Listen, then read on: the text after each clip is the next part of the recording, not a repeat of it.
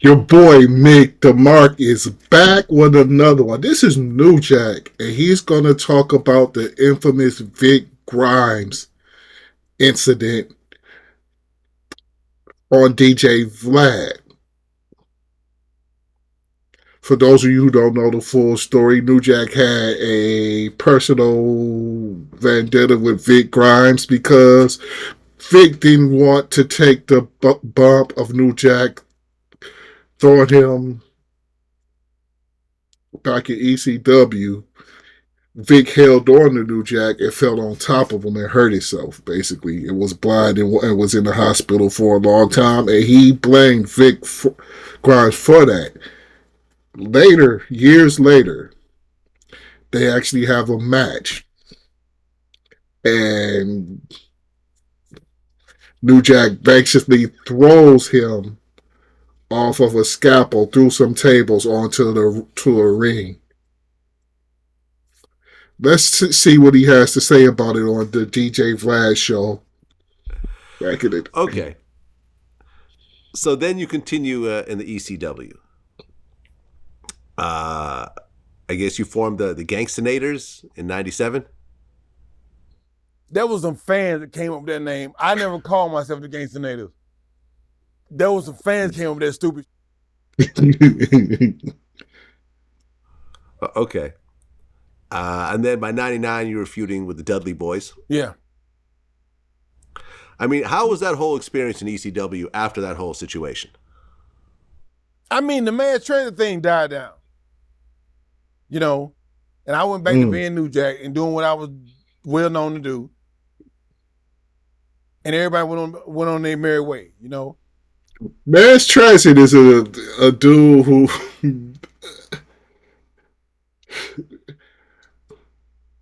wanted New Jack to gig him, and New Jack basically sliced this dude damn near to death. Okay. And then we fast forward. This was kind of a slow interview. There was the Living Dangerously pay-per-view in Connecticut. And you had a match against Vic Grimes. Right. Talk about that situation. Paulie wanted me and Vic to go through a table. Okay, he's telling the story. Yeah. And I was cool with it. I wasn't cool with going through two tables because it was a hazard. It was a going through one is a hazard. To go through one table is easy, but to try to go through two, it's a hazard. Will slip off the top table or what, and you don't know. You motherfuckers was just crazy. So I didn't want to go through two, but he went on and said, well, Jack, just go through two and everything will be fine. Mm-hmm. So I was like, all right, just we'll do that. So Vic Jazz, when I went and talked to him, he was like, I said, did you go and check the scaffold out? He was like, yeah, I went and checked it out. I said, is it okay? Because I was running late because it was snowing. And he was like, yeah, I checked it out and everything's fine, so we'll be all right. I'm like, all right. So when it came time for us to go off the scaffold, we got up top. And Vic didn't want to go. And I was like, Vic, let's go on three. And he was like, and then we having this conversation on pay-per-view, on TV live. You know what I mean? And he was like, Jack, I can't go, it's too high. I said, where we going? He said, I can't, it's too high.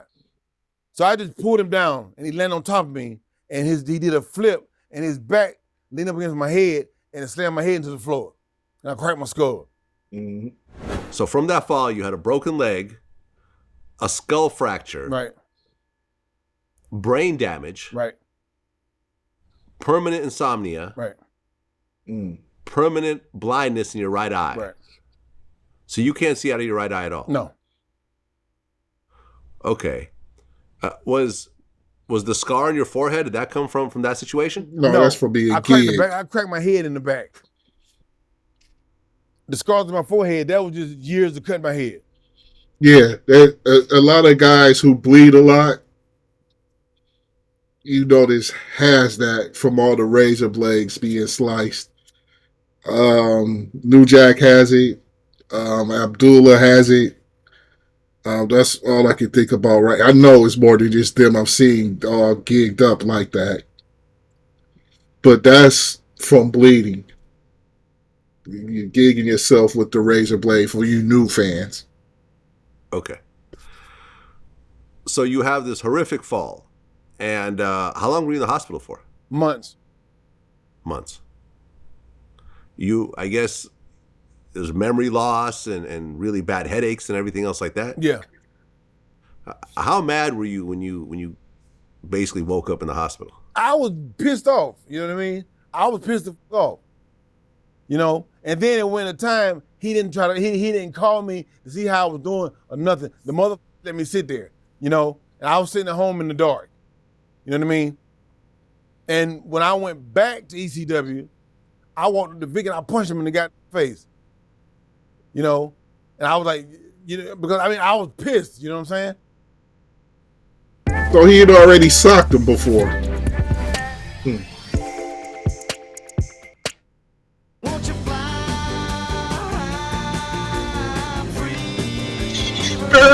Yeah. Okay. What was that first reaction when you guys came face to face after that situation? I mean, apart from the face punching. He was like, Jay, I didn't mean to do it. I'm sorry. I apologize. I didn't mean to do it. You know what I mean? But he had went for months and he didn't even call me. He never got in touch with me. And I was upset about it. Okay. Was that the worst injury you'd ever had in your life? Yeah. Well, yeah, because it was multiple injuries. Then in 2001, ECW damn near died. Bankruptcy. Right. So where was your career at that point? I went on the indie circuit and just started taking bookings and traveling around, around the world, just doing my shows still. Okay. So then in February 2002, you and Grimes have a rematch. Right. And you guys decide to jump off of a 40-foot scaffolding. Yeah. Okay. Before this, what was the highest? Man, it's like, okay, that's some crazy shit, but let's roll with it. Let's let me ask some more slow ass questions. 35 feet. 35 feet. Okay. Is this considered completely unusual in the wrestling world, or do people do this on a regular basis? Nobody ever did it. I got the highest jump on record to this day, 35 feet. 35 feet. But with this scaffold, I threw Vic off of the scaffold. It was 40 feet. Okay. Now explain to someone who really doesn't know too much about this how a human being literally falls off 35 to 40 feet into a bunch of tables and walks away. He was lucky. No. I'm saying like on a not that particular match, because I want to get into that. But on a typical match, you're talking about jumping. I mean, even 15 feet is pretty damn high. But you're talking about 15, 20, 30, 35 feet. You fall in what, the table? Most scalpel matches, especially back in the NWA days, the Midnight Express had a bunch of them. Rock and Roll Express. The most you would fall would be 15 feet. Break your fall? Well, he was supposed to fall through the tables, but I threw him past the tables. So he just clipped one. He barely hit one table, and that's what saved his life. He landed on the ropes. Okay, and that's what broke his fall. In that particular situation with the 40-foot drop, there were 12 tables stacked on top of each other. So the idea was he fell on the first one, they would all kind of collapse and break the fall? That's what was supposed to happen. But it didn't happen because I threw him over the table. Okay, was that in retaliation for what he did? Yeah. Yeah, he basically admitted he tried to kill him. And had he fell a little bit over, he would have been dead. Yeah. Okay. Were you trying to kill him? Yeah. Mm-hmm. Okay. Was he just totally terrified when you pushed him off at that point? He was like, Jack, I can't feel my legs. I had a stun gun I bought. I went and bought a stun gun. So we was up on the scaffold. I started tasing him. which is some crazy shit. And he was like, Jack, I can't feel my leg. I said, you ain't gonna need them. And I felt it. Woo, that's some crazy shit. See, Vlad didn't really know how to handle the interview because even the questions Vlad was asking wasn't as crisp as they usually be. He just kept saying, okay. Because the more he talked, the more he realized that this was some crazy shit. Another wild and crazy ass story out from my boy New Jack, y'all. This is your boy Mick the Mark, the Sports Dr. Spock, Mickey Coleman. I hope y'all enjoyed this video. Thanks to everybody who subscribed to me. I will be going live soon, doing live reactions. I might do a live reaction or a live watch along to WrestleMania 1 and 2 next week. I'll see. But this is your boy, the Sports Dr. Spock, and I am gone for now. Peace out. This motherfucker, you was a crazy motherfucker, you know.